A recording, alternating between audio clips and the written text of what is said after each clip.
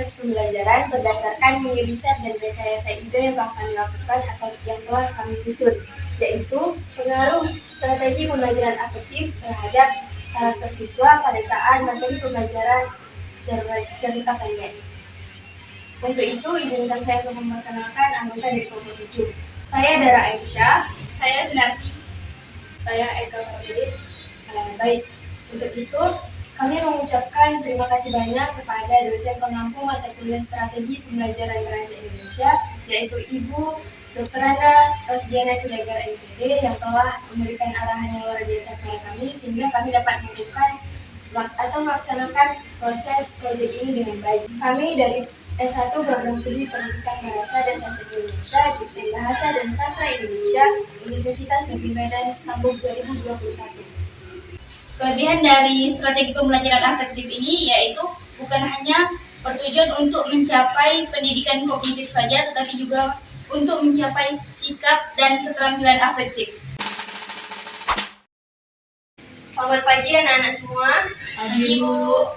Gimana hari ini kabarnya? Sehat? Sehat, alhamdulillah. Semangat kan hari ini untuk belajar? Semangat, Bu. Oke.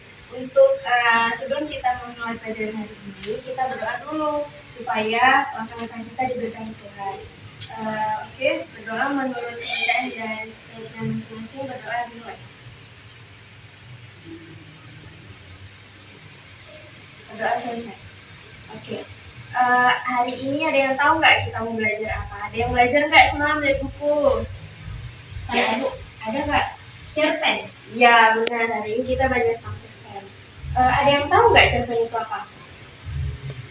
Cerita pendek, Bu. Iya, Ibu juga tahu itu cerita pendek, tapi ada yang tahu nggak deskripsi atau penjelasan dari cerita pendek itu apa? Saya, Bu. Ya, Sunati. Cerpen itu karya sastra Yang menceritakan tentang satu kejadian yang dibaca sekali duduk. Iya, benar. Jadi cerpen itu adalah cerita yang lebih sederhana dari novel. Kalau novel kan panjang sekali, itu nggak bisa sekali duduk kita selesai. Jadi cerpen itu bentuknya lebih sederhana, dan dia itu menceritakan suatu kejadian dari seorang tokoh. Gitu.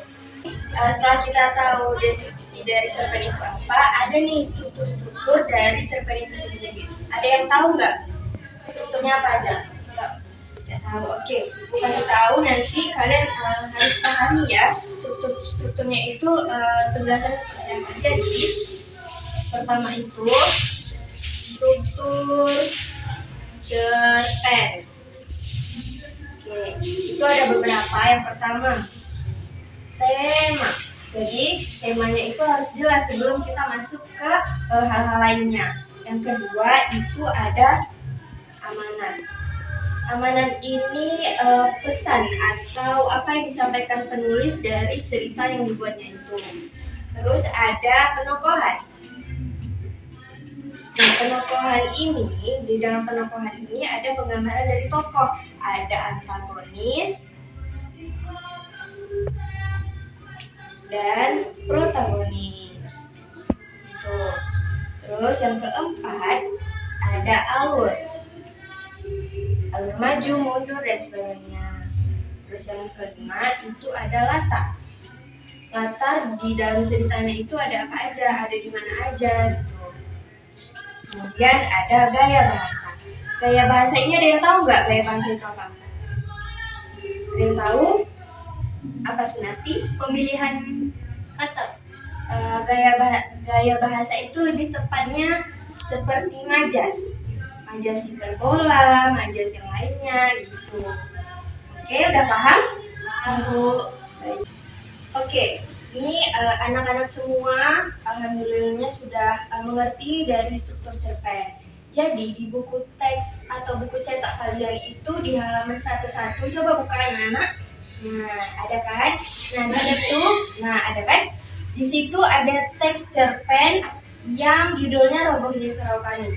Nah, itu anak-anak baca, Ibu kasih waktu 10 menit. Cukup kan 10 menit Sunarti? Cukup, Bu. Oke, 10 menit ya. Nanti Ibu akan tanya nilai-nilai dari cerpen itu apa. Nah, nanti kalau ada yang bisa jawab, Ibu kasih nilai plus.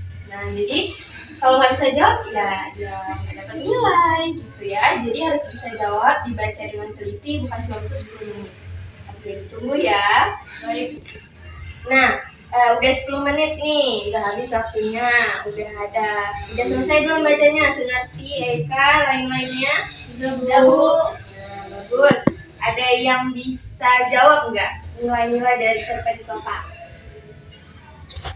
Lo nggak ada ini, Bu. Oke, Bu tunjuk ya ini yang Bu tunjuk harus bisa jawab. Eka coba. Menurut saya nilai yang terkandung dalam novel itu nilai agama dan nilai moral, Bu.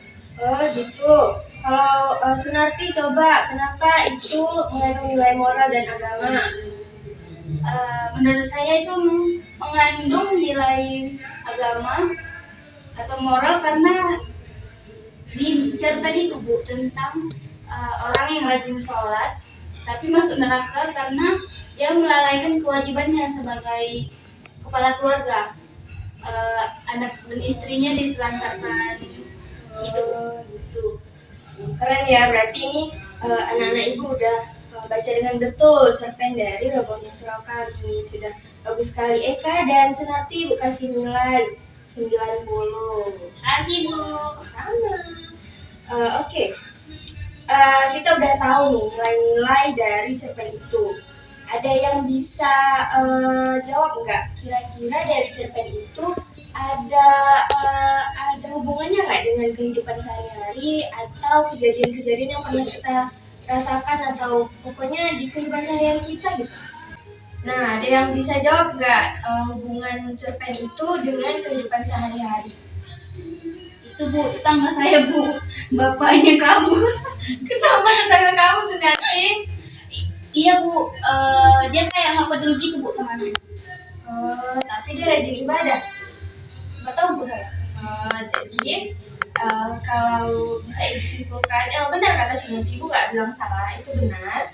Jadi kalau ibu dapat simpulkan dari cerpen itu, kita itu harus menyeimbangkan antara kehidupan dunia dengan kehidupan akhirat nanti. Jadi walaupun kita ibadah, walaupun kita rajin melakukan hal-hal kebaikan, tapi kita harus juga baik dengan sesama, apalagi itu keluarga sendiri, anak sendiri, istri sendiri atau suami sendiri.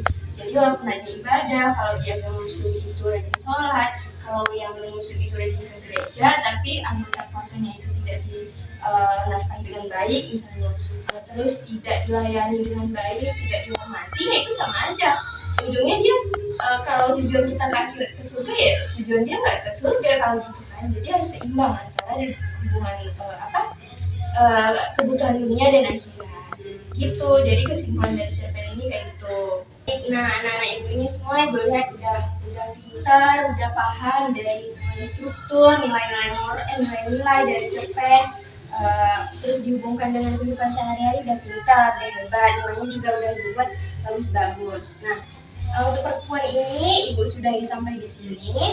Untuk pertemuan selanjutnya ibu mau setiap siswa, anak-anak sekalian harus membuat cerpen. Nah, bisa kan? Nah, cerpennya itu harus sesuai dengan struktur cerpen yang sudah ada. Tema, amanat, nokohan, alur, latar, dan gaya bahasa. Ini harus ada keseluruhannya.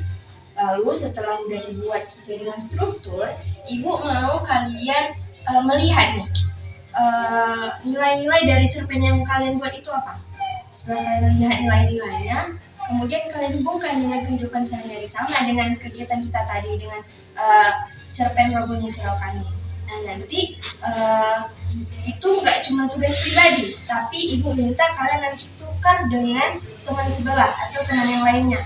Jadi teman yang lainnya juga bisa melihat, cerpennya Sunarti, rupanya nilainya ini nih, kalau dihubungkan dengan kehidupan sehari-hari seperti ini gitu. Gitu juga dengan teman yang lainnya. Gitu. Ada pertanyaan? Bu, saya Bu izin. Tugasnya dikumpul kapan ya Bu? Minggu berikutnya saya. Oke, terima kasih. Ada lagi yang bertanya? Tidak Bu. Oke. Terima kasih untuk pembelajaran hari ini. Ibu sangat senang, anak-anaknya sangat aktif, sangat bersemangat belajar cerpen. Semoga di pertemuan selanjutnya dan sampai akhir Tetap semangat, tetap pintar-pintar anak-anak ibu semuanya ya. Baik Bu. Oke, ibu pamit. Assalamualaikum warahmatullahi wabarakatuh. Selamat pagi. Warahmatullahi wabarakatuh. Kesulitan dan kendala dalam menggunakan strategi ini yaitu keberhasilan proses pembelajaran tidak bisa dievaluasi dengan segera karena hasil diketahui setelah proses pembelajaran berakhir. Sekian video pembelajaran dari kami, semoga dapat bermanfaat. Maka dapat disimpulkan pembelajaran dengan strategi efektif ini sangat efektif untuk dilaksanakan pada saat proses pembelajaran karena dapat meningkatkan keaktifan siswa pada saat proses pembelajaran. Sekian dari kami, terima kasih.